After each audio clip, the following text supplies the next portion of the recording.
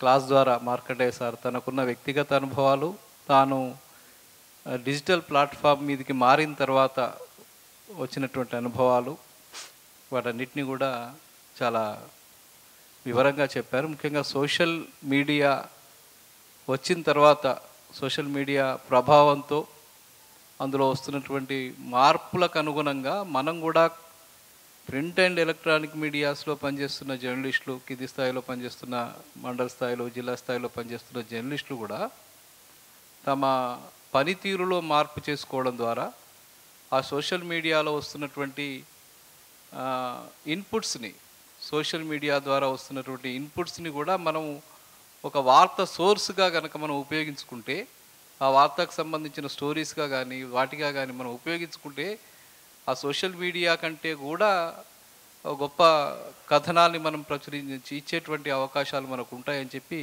Sir ఒక కొత్త విషయాన్ని మనకు చెప్పడం జరిగింది. ఎందుకంటే మనము సోషల్ మీడియాని మనం ఇప్పుడేమీ పక్కకు పెట్టే పరిస్థితి లేదు. ఎందుకంటే మన చేతిలోనే ఒక ప్రపంచం ఉంది. ఆ ప్రపంచాన్ని మనం డెఫినెట్గా ఆహ్వానించాల్సిందే.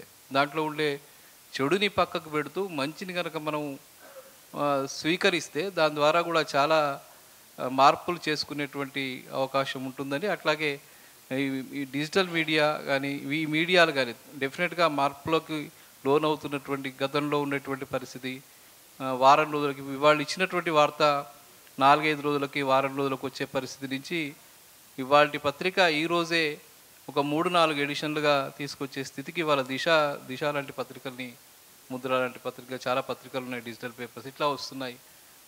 ఈ మార్పులకు అనుగుణంగా ప్రింట్ అండ్ ఎలక్ట్రానిక్ మీడియా ప్రతినిధులుగా పనిచేస్తున్నటువంటి మనం వాటిని స్వీకరించి ఆ మార్పులను, ట్రెండ్స్ని కూడా అర్థం చేసుకుని వాటికి అనుగుణంగా మనం మార్పు తెచ్చుకుంటే మంచి ఫలితాలు సాధించే అవకాశం ఉంటుందని, కేవలం ఒక సాంప్రదాయకమైనటువంటి పద్ధతుల్లోనే పోతే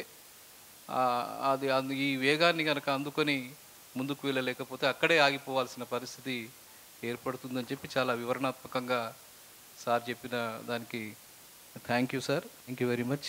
ఇంత సమయాన్ని కేటాయించిండ్రు మా కోసం. కొంచెం ఇప్పటివరకు వేదిక మీదకి రాని మిత్రులు ఎవరు కొంచెం ఒక్కసారి వేదిక మీదకి రండి. భాస్కర్.